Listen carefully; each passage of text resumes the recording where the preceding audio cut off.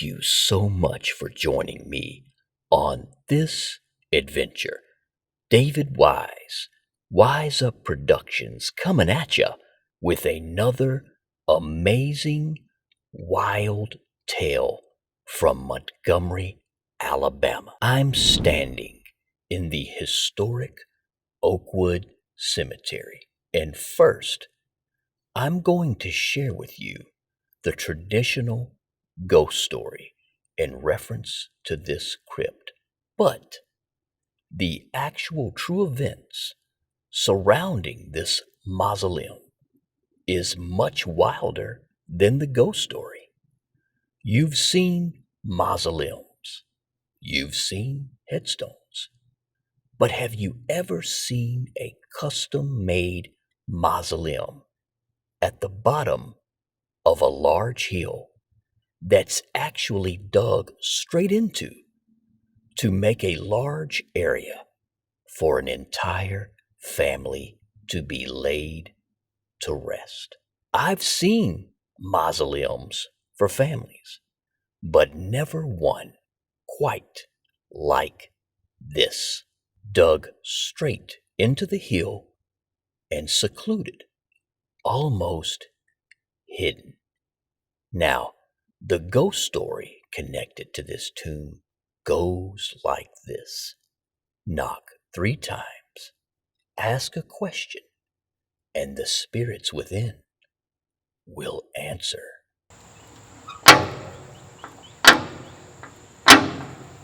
Hello, how are you? Will downtown Montgomery ever get a grocery store? Now, here we go.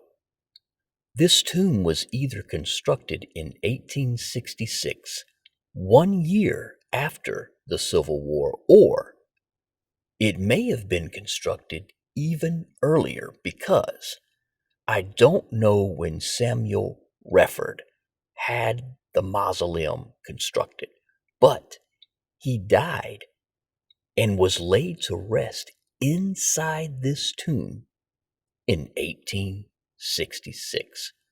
With the work that went into this, it was most likely built before 1866. Now fasten your seatbelt. Samuel Wreford was not originally from Montgomery. He was born in London, England in 1817, March 20th to be exact. He ran a mercantile business on Dexter Avenue and only had one arm. I've actually read the name of his business was One-Armed Man's Dry Goods. It's possible that Samuel Wreford loved the water in some type of way, maybe fishing, canoeing. He may have loved the creek, the river. Who knows? Because his casket was steel and shaped like a canoe. Why? The world will never know for sure, but if you'd like, I could knock 3 more times and ask. Samuel had this mausoleum built to house 8 members of his family, but sadly, he is the only one inside, all by himself. Or is he?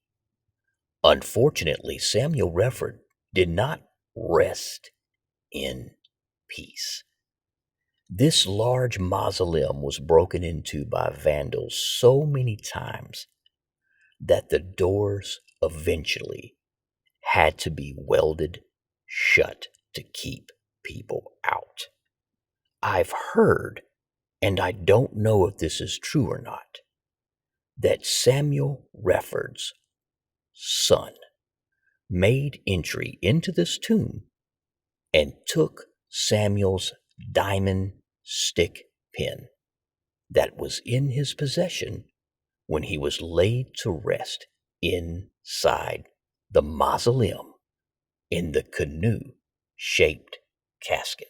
I've even heard that poor Mr. Wreford's remains have been scattered all over Oakwood Cemetery by vandals going in and out of the mausoleum.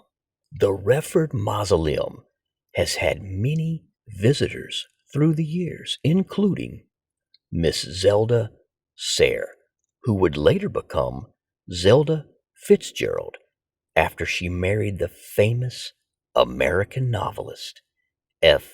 Scott Fitzgerald, who wrote The Great Gatsby. And for a quick fun fact, The Great Gatsby was made into a big budget film twice.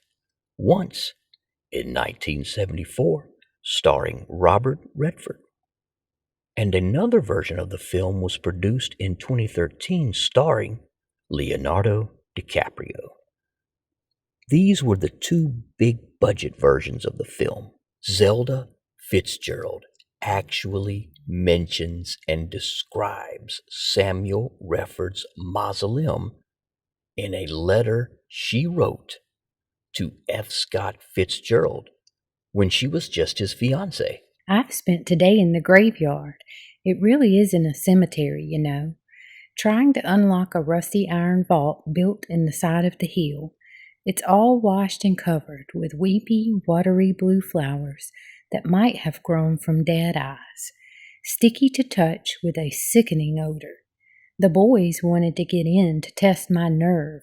Tonight, I wanted to feel William Reford. F. Scott Fitzgerald was so taken back by the story of Zelda attempting to make entry into the tomb that he created his own version of the story in a book he wrote called This Side of Paradise.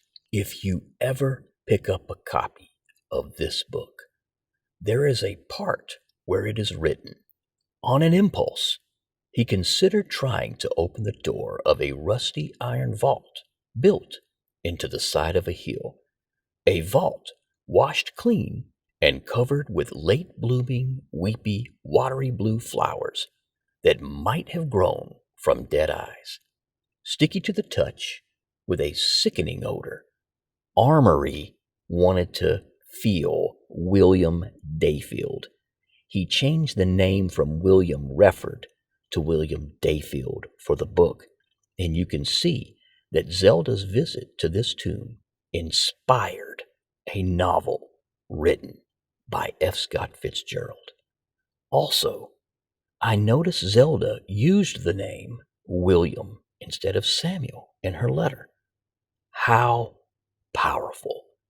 This lonely tomb has inspired a story included in a novel written by the very talented F. Scott Fitzgerald. How amazing!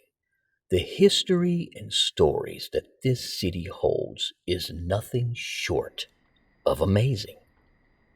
After all the vandalism and tampering that has taken place at this mausoleum, and so many people going in and out, is Samuel Wreford's remains still in there? Is the casket still there? Or is the tomb now completely empty? How much did Samuel spend?